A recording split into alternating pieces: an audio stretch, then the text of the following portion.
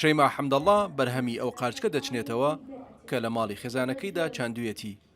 شەیما دانیشتووی ناوچەی بازیانە لە پارێزگای سلێمانی و دەرچووی پەیمانگای کشتوکاڵە.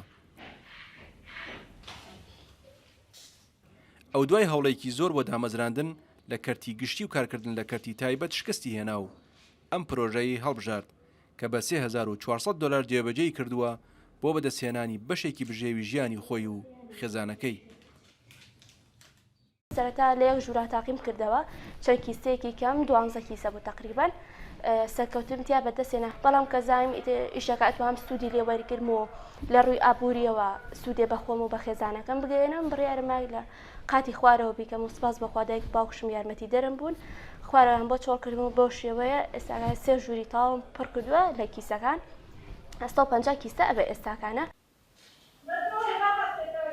بەهۆی بەردەست نەبوونی زەوی پێویست شەیما ئەم تێکەڵە دروست دەکات و لە بری خۆڵ و پەین بەکاری دەهێنێت بۆ چاندن و بەرهەمێنانی قاچک. هەروەها ئەمەی کە بەکارێنیتە مەوادەکان کایە هەر کای گەنم باشترین جۆرە کای برنج و ئانەش بەکارێ بەڵام کای گەنم باشترینە بۆ گەشەکردنی بەو شێوەیە دوای مانگێک لەوەی کە کایەکەمان پڕ کردووە لە کیسەکان و تۆکەمان تێکەوە قاچێکی لۆ جۆرەمان دەست دەکەوێت.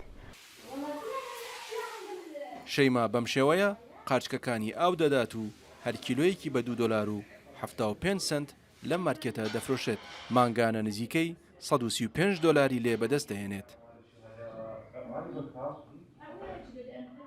یەکەم کەس بۆ ئێمە هێنام قاچکە سپاس بۆخوا ئێمەش دامان ناو فرۆشێکی باشمان لێ کردووە بەڵام ئیشەکەی ئەم سپاس بۆخوا لە سەرکەوتنایە لە بەرەو پێشچوونایە پێویستی بەوەیە زیاتر مشتری هەبێ زیاتر دوکانی هەبێ.